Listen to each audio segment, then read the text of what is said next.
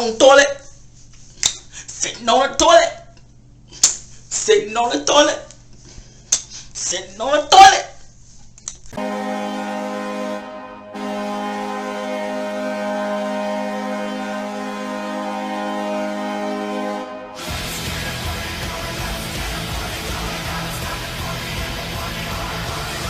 Before we start this PFR, I don't know what happened to Tristan Jarry in this game. He played the entirety of the first period, and then he left, and then DeSmith played the second half of the game. My theory is that he left to go poop, which actually, believe it or not, has happened before in hockey. It's happened in the ECHL, it's happened in the AHL, it's happened in college hockey, and Roberto Luongo had it happen to him in 2007. I did my research on this because I thought it was funny, and I also think that's what's going on with Jarry right now. He's not getting traded. I hope nothing, bad is happening in his personal life. But my theory is that he had to take a poop. The Penguins win this one 2-1 over the Islanders, go 6-2 against the Islanders in the entire season series, because that's now over, regular season. We may meet them in the playoffs. And the Penguins are fucking turning a corner right now and are playing out of their mind. I am so happy with the way that this team is playing right now. It's incredible. Everyone is chipping in. Anthony Angello had a power play goal tonight. Jared McCann is becoming an elite player. I'm Jared McCann's biggest fan. I want him to be the best player that he can be on the Penguins. He's doing that right now, playing second line center because Evgeny Malkin is out. We're going to go over the lines, and we're going to go over it a little bit different here because I don't even have them written right now. We're going to go over the lines right now and write them, and we're going to I'm going to give my thoughts on every single player on the Penguins roster right now because there's only maybe one or two players that I think aren't pulling their weight. Other than that, this team is on fire. They are marching up the standings. The Capitals are now the only team that is ahead of them in the standings because they're tied with the Islanders right now. The Penguins are better than the Islanders, which they proved in the season series. The Flyers almost lost to the Sabres tonight, which was hilarious, but really disappointed that didn't happen. Sabres were up 3-0. The Bruins are struggling to score, and the Rangers struggled and are kind of right now. They're on their playoff bubble right now. And then you have the Sabres and the Devils. This team could win the division. This team could get home ice because of it, and because of how good they play on home ice. This team could make it to the second round and beyond, and maybe, just maybe, win the Stanley Cup this year. Knock on wood. I didn't think I would say this about this year's team, because you look at the roster, and, you have guys that are paying league men to, be on the third line. But it's working out. The Penguins are playing out of their mind right now, and I'm so goddamn happy, because weather's getting warmer. Everything's going right for the Penguins right now, except for the injury front. But we did get Zucker back tonight. Let's go over the lines. We're going to go over them how I said that we're going to go over them. And I'm going to be very energetic for this PFR because, God damn it, I'm happy with this team right now. First line of Guentzel, Crosby, Rust has been the best line, arguably, in the entire East Division. It's been incredible. Brian Rust is the most underrated hockey player in the entire National Hockey League right now. Jake Guentzel's been incredible, literally everything you can expect for him. And Sidney Crosby quietly has been one of the best players in the East Division. And it's really weird with the overall standings in terms of points because you have McDavid who's going to rank up 40 points against the Senators, and then Crosby will be here playing, getting 1 or 2 points a night against the Islanders. When second line right now is Zucker, McCann, Rodrigues. Zucker, not much to say about him, given that this was his first game back from injury. He's been out for a while. Hopefully he can be able to produce, and hopefully this can be a Penguins trade deadline acquisition because he's coming back so close to the deadline from injury, and he's a big player, and he was the trade deadline acquisition from last year. Jared McCann, man, he might be the X factor for the Penguins going forward, especially into the playoffs. If he can continue what he's doing right now, the Penguins will be able to go far. Every good championship team has 3 good centers, and that's not just a 1-2 punch. Every championship team has a 1-2-3 punch. The Penguins obviously have Crosby and Malkin. McCann, will he be the next Bonino? Will he be the next Stahl? We'll have to wait and see. And then Rodrigues. I've bashed him in the past saying he was too much like Dominic Simone. He had too many chances and he couldn't bury him. He's been great. He, in my opinion, should be in the bottom 6 once everyone gets healthy. But for what it's worth, he's been playing his heart out, and I really like the way he's been playing so far. Third line was Aston-Reese-Gaudreau Lafferty. I am really loving Sam Lafferty's game. I love the speed he brings. I love the new haircut he has. and he's very physical despite not being the biggest player in the world. I would like to see him get on the scoreboard a lot more, or a little bit more, but I really like him. And if there's one Wilkes-Barre AHL player that's, in the lineup right now because of injuries that I want to stay, it's Sam Lafferty. Frederick Gaudreau has been great. He had a 3-game point streak entering this, despite being a 27-year-old AHL forward, and of course he scored in the previous game. And then Zach Aston-Reese is going to set a new career high in goals, despite this being a shortened season and him being injured to the start of the year. He's been great as well.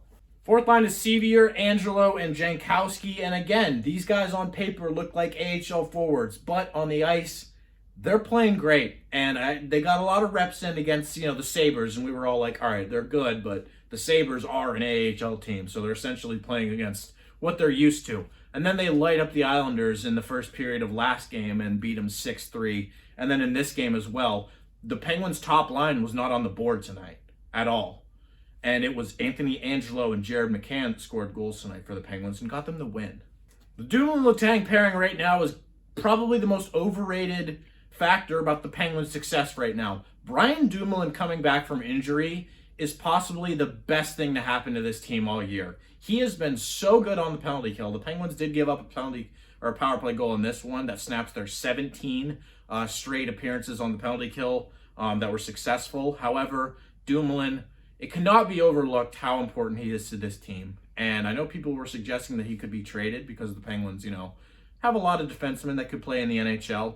He's not getting traded. I would think he might even be, expansion draft protected. Dumoulin is so important to this team, and there's a reason why he's wearing an alternate captaincy right now. Tang is also quietly having one of the best seasons in his career. He's past his prime, but look at the defensive scoring race, and Letang's up there. If you were to tell me that the Penguins' second defensive pairing in this season would be Matheson and Ceci, I would have PTSD flashbacks to Eric Branson and Jack Johnson. That's the exact opposite of what this pairing has been.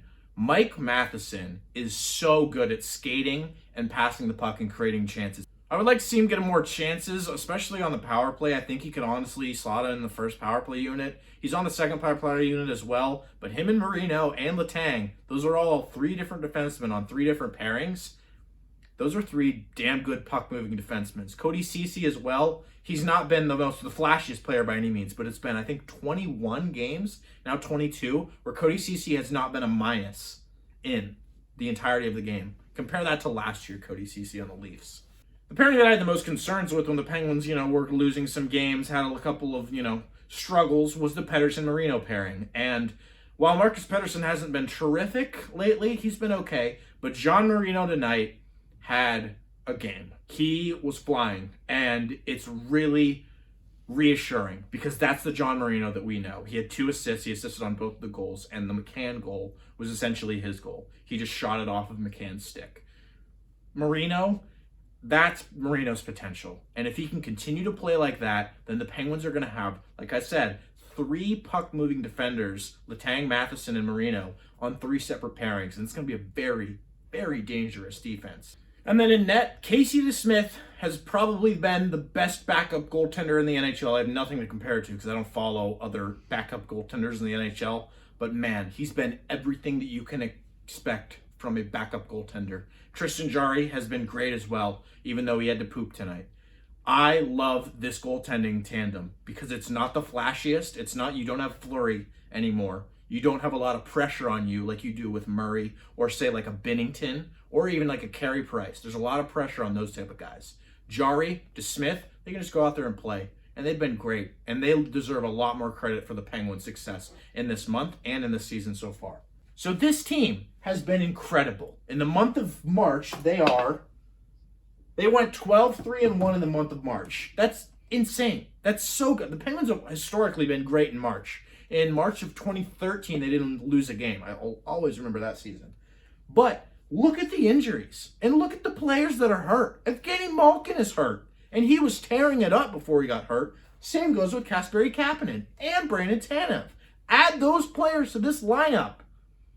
And also maybe the trade deadline acquisitions that you'll get. Maybe you'll get an Eric Haula. Maybe you'll get a Carl Soderberg. This team may be, if not already, a Stanley Cup contender again. And I'm sorry to every other franchise that hasn't even won a Stanley Cup in the first place or, is going through a cup drought. But damn it, the Penguins are a well-run organization, and they're going to come for another cup this year. I love this team. They played their heart out tonight against the Islanders the other night. They beat the Sabres, but everything's coming together for them. Sidney Crosby is going to will this team into the playoffs, and then it's all up to leadership. So I know I went off on a pretty much of a tangent there about the Penguins season so far, but really this game is a reassurance of how good that this team can be. This team is not the best on paper. I think the Tampa Bay Lightning and the Colorado Avalanche are easily the best teams on paper right now. Even the Hurricanes, they're great as well. But the way that the Penguins have been playing, especially with the depth stepping up, is very reassuring. Real quick, the game tonight, Hockey Fights Cancer Night, that was awesome as well. Zucker returns on this one. Malkin has been placed on LTIR. I may make a video about that, and I may write about how that could affect the Penguins' deadline plans. So to open up the scoring in this game, as everyone expected, Anthony Angello scored a power play goal like he always does. And the Penguins, that just really shows the depth on this team. And there's no one player that's really going over and beyond on the Penguins' bottom six and all these AHL forwards that we've called up.